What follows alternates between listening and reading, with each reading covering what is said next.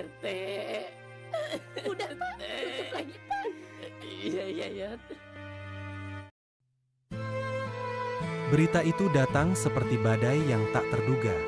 Pak Jalil, ketua RT yang selama ini menjadi tiang penyangga kampung, ditemukan meninggal dunia. Bukan hanya mendadak, tetapi juga meninggalkan sesuatu yang tak bisa dijelaskan dengan kata-kata. Rasa kehilangan yang terasa aneh, janggal, dan menusuk. Kona, Dhot, dan Peot, tiga sahabat yang sejak kecil tumbuh di bawah pengawasan Pak Jalil, langsung merasakan ada sesuatu yang tidak beres. Ada keganjilan yang tak bisa mereka abaikan. Sesuatu yang lebih dari sekadar rasa duka. Didorong oleh naluri yang tak bisa diam, mereka menemui Bang Topan, anak angkat Pak Jalil yang baru saja diangkat menjadi RT. Mereka bertemu di sebuah warung kopi kumuh, di sudut kampung, hanya diterangi lampu neon yang kelap-kelip lemah. Bang Topan duduk di sudut, wajahnya muram, matanya kosong. Dengan suara berat, ia mengungkapkan, "Pak Jalil," katanya, "meninggal karena masuk angin berat." Itu penjelasan yang diberikan pemilik kontrakan tempat Pak Jalil tinggal. Namun ada satu hal yang membuat bulu kuduk mereka berdiri. Bang Topan bahkan baru tahu kalau Pak Jalil tinggal di kontrakan itu. Selama ini ia percaya, berdasarkan cerita Dewi istri sahnya, yang mengaku keponakan Pak Jalil, bahwa Pak Jalil hanya sesekali mampir. Kecurigaan semakin pekat.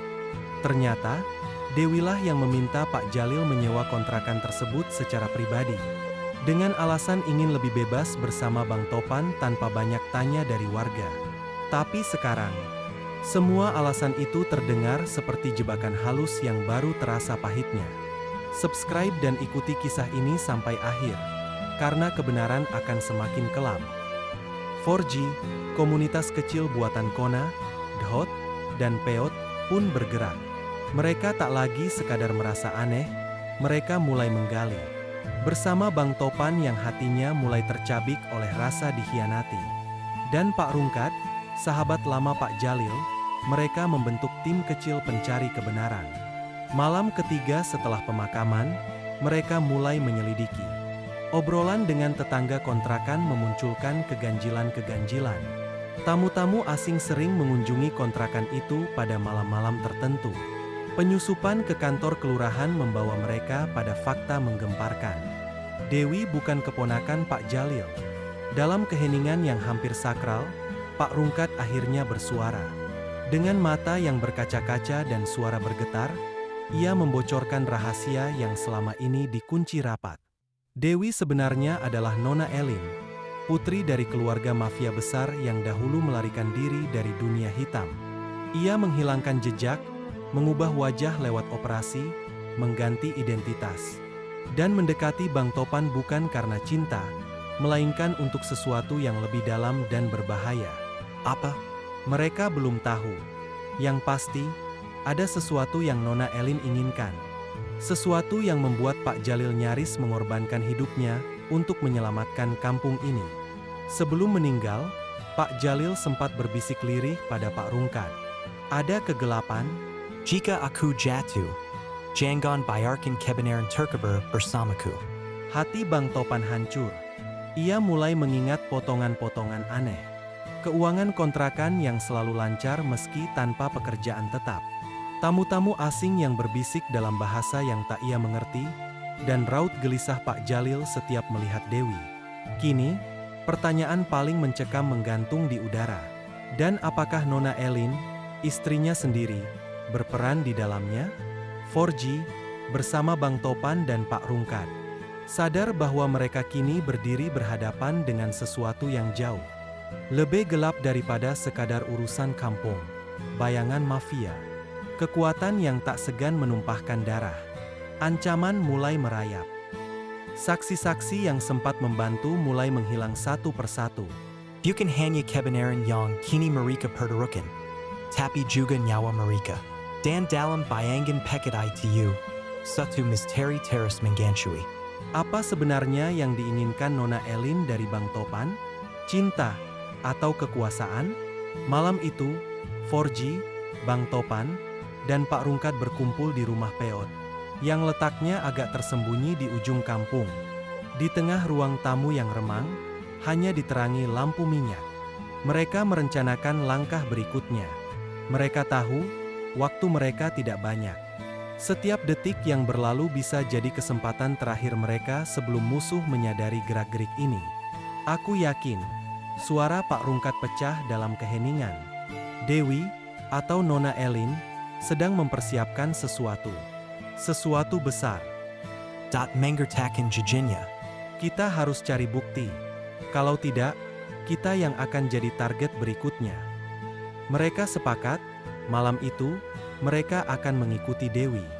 Jam menunjukkan pukul 11 malam ketika siluet Dewi, atau Nona Elin, terlihat keluar dari rumahnya. Berjalan cepat, dengan mantel gelap membungkus tubuhnya. Forji dan kawan-kawan menjikuti diam-diam. Bersembunyi di balik bayangan pagar dan dinding-dinding kusum kampung. Dewi menuju ke sebuah rumah tua di ujung gang mati, yang selama ini mereka kira kosong. Tapi malam itu, ada cahaya samar dari dalam. Dengan jantung berdegup kencang, mereka mendekat. Dari celah jendela yang pecah, mereka mengintip. Dan disitulah mereka melihatnya. Di dalam rumah itu, berkumpul beberapa pria bertampang asing, wajah keras, tubuh penuh tato samar. Berbahasa asing dengan nada perintah. Di tengah mereka, Dewi, Nona Elin, berbicara dengan suara tegas.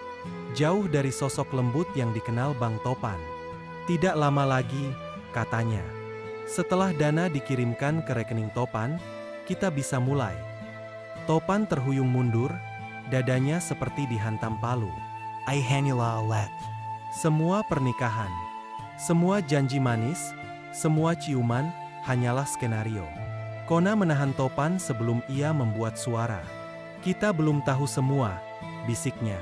Marika teras menggiping.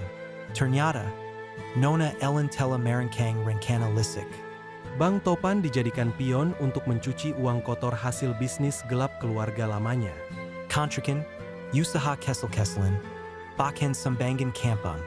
Semua hanyalah kidak. Dan Pak Jalil? Pak Jalil mengetahui semua itu. Ia mencoba menghentikannya. Tapi ia malah menemukan ajalnya sebelum bisa membongkar segalanya. Air mata mengalir di pipi Bang Topan. Bukan karena cinta yang dikhianati, tapi karena sadar bahwa dirinya telah menyeret kampung kecil ini ke dalam jurang kegelapan. Malam itu, mereka bersumpah, mereka akan melawan. Mereka akan menghancurkan jaringan ini, apapun risikonya.